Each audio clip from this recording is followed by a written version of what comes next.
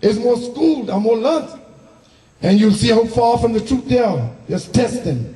But I'm challenging them before elections to take the information that they have to the right place to pursue their objectives.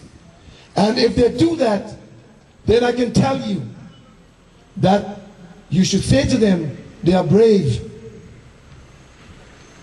I challenge the judicial system in Anguilla as well on this matter. My thoughts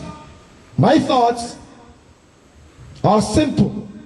It is a fact that a young man who would toss his disabled brother against a wall and broke his leg, arrested in his own land for his aggression against his brother, has sold untruths. Put the phone down.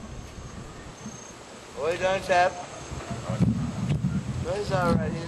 Have sold untruths about me as a propaganda machine to a particular party in this district. But I have begun an investigation into these allegations because most of them are inaccurate and untrue.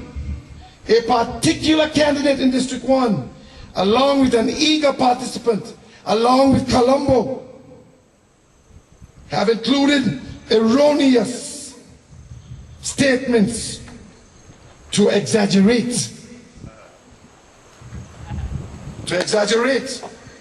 They have gone as far as to include the cases of other people and have duplicated case numbers.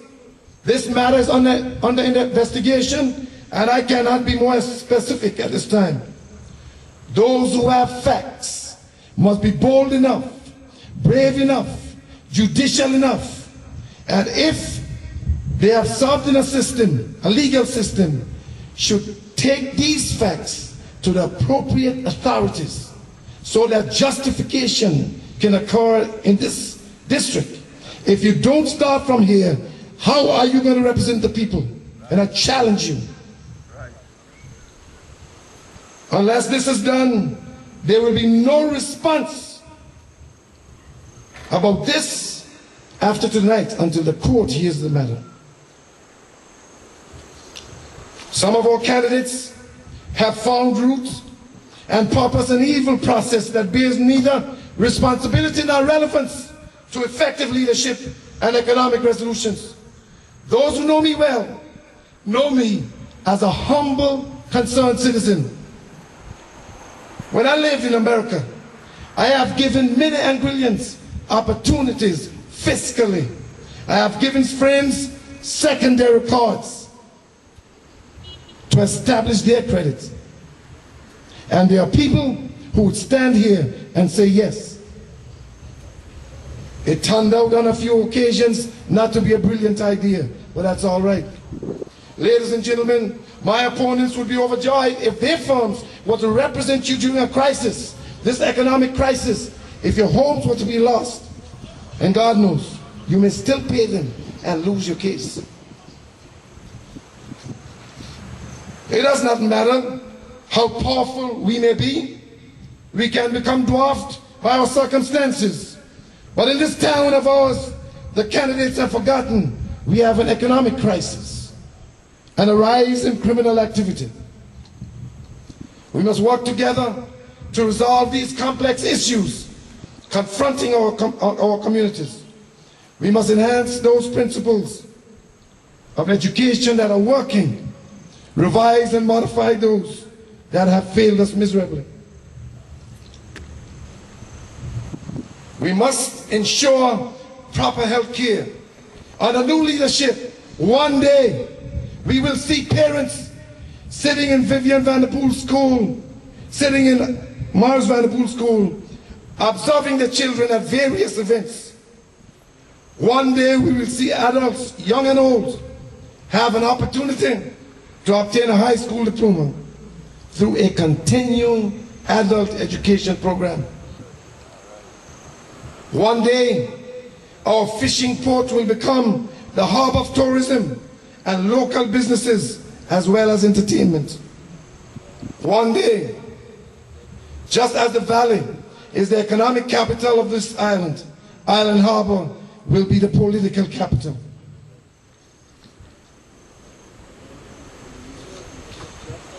We must remain on the same page, ladies and gentlemen, in order to provide maximum benefit for our children. It is undeniable that over the past decades, we have been promised much, but denied much more. We have been promised much, but denied much more. And for those who glamour into material things, for those who get up on the podium and tell you what they have, remember, I said before, years from now, it will not matter what you have. Whether you have a house, whether you have a bank statement, whether you have a car. But what will matter is how much have you affected the lives of the young people? How much have you affected the lives of our children? There comes a time when every man, whether in private life or public life, must come to the end of his promise, must come to the end of his destructive statements come election day. Island Harbour people, the Welch's people, the Keys, the Broadpound, Young Soul, Mount Fortune, the Ridge, Pondside, East End, Pond Ground, every hamlet in this country will speak at the polls. There will never be any more dashing to and fro with lies and propaganda. All the promises that you get, all the job opportunities today will end the day after. Mine will begin. That's the difference. Whatever they give you today will stop the day after the election. The day after the election, mine will start. And I don't mind that. You have to take whatever they have to offer you. If they give you money, accept it as a tax rebate against bad government. If they give you money, accept it as an advance to possible bad government. For if they pay you today and they get it tomorrow, you would have earned that. I want to tell you, take whatever they give you. But remember, if they can buy you today, they will sell you tomorrow. Teacher Atwin, a teacher of mine, a mentor of mine, in fact, my first classroom experience was shared in a classroom with him. Taught me a lot of things. You don't mess around when the boss is present. So I learned my career well. For he was such a strong person, but it brought me a sense of confidence. And I was never intimidated again, no matter who I spoke to or which class I taught. I was never intimidated. I will not be intimidated by any candidate from Anguilla United Movement through Anguilla Progressive Party. Sorry, Anguilla Digressive Party. Sorry, Anguilla Distractive Party. Anguilla Destructive Party.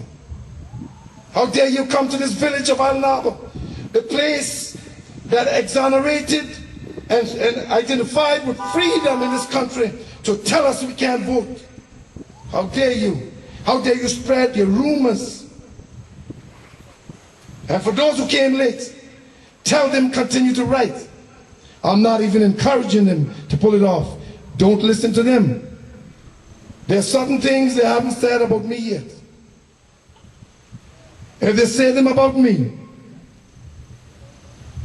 I'll put on my whole armor of God. For I wrestle not against flesh and blood, but my conversation to you is against powers and principalities. I know that I'm not marred or scarred by their nonsense. One thing I can tell you, that I've sailed through those stormy seas only to come out stronger, because I know that my confidence is in God Almighty. And I did not come here to preach a sermon. I came here to tell you what my plans are for this country. I say, when we promise things, and we will go through those things,